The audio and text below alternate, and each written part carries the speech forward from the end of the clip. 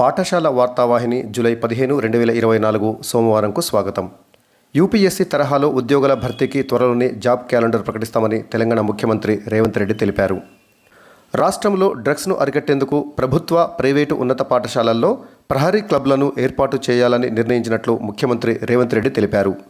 America అధ్యక్ష ఎన్నికల్లో Republican party తరపున పోటీ చేస్తున్న మాజీ అధ్యక్షుడు డొనాల్డ్ ట్రంప్పై ఒక దుండగుడు కాల్పులకు తెగబడ్డాడు.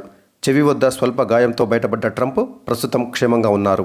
రామాయణంలో పేర్కొన్న భారత, శ్రీలంకల మధ్య రామసేతు వంతెన సముద్రం లోపల నిజంగానే ఉందని ఇస్రో తెలిపింది. అమెరికాకు చెందిన ICESat-2 ఉపగ్రహం పంపిన డేటాను విశ్లేషించి ఇస్రో శాస్త్రవేత్తలు దానిని నిర్ధారించారు. నేపాల్ నూతన ప్రధానమంత్రిగా KP శర్మ ఓలీ ఎంపికయ్యారు.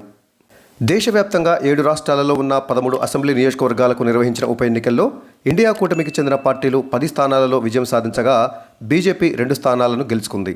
1975 జూన్ 25న దేశంలో ఎమర్జెన్సీని విధించిన సందర్భాన్ని పురస్కరించుకొని ప్రతి ఏటా జూన్ 25న రాజ్యాంగ హత్యా దినంగా జరుపుకోవాలని కేంద్ర ప్రభుత్వం గెజెట్ నోటిఫికేషన్ను జారీ చేసింది. క్రీడా వార్తలు. భారత్, జింబాబ్వే జట్ల మధ్య జరిగిన చివరి 5వ T20 మ్యాచ్లో ఇండియా 42 పరుగుల తేడాతో విజయం సాధించి 4-1 తేడాతో సిరీస్ను గెలుచుకుంది. Wimbledon open grand slam tennis పురుషుల సింగిల్స్ టైటిల్ను అల్కరాస్ గెలుచుకున్నాడు. మహిళల సింగిల్స్ టైటిల్ను క్రెజికోవా గెలుచుకున్నారు. నేటి మంచి మాట: అదృష్టం మీదనో దురదృష్టం మీదనో కాదు, మనం చేస్తున్న పనిపై నమ్మకం ఉంటే విజయం తప్పకుండా దక్కుతుంది. మరోసారి, అదృష్టం మీదనో దురదృష్టం మీదనో కాదు, మనం చేస్తున్న పనిపై నమ్మకం ఉంటే విజయం తప్పకుండా దక్కుతుంది. నిన్నటి జీకే ప్రశ్న జవాబు: బ్లూ రెవల్యూషన్ దేనికి సంబంధించినది?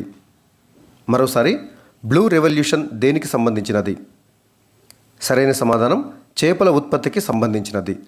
దీనినే నీలి విప్లవం అని కూడా అంటారు. నేటి జీకే ప్రశ్న: పక్షిఖండం అని ఏ ఖండాన్ని పిలుస్తారు? మరోసారి, పక్షిఖండం అని ఏ ఖండాన్ని పిలుస్తారు? ధన్యవాదాలు.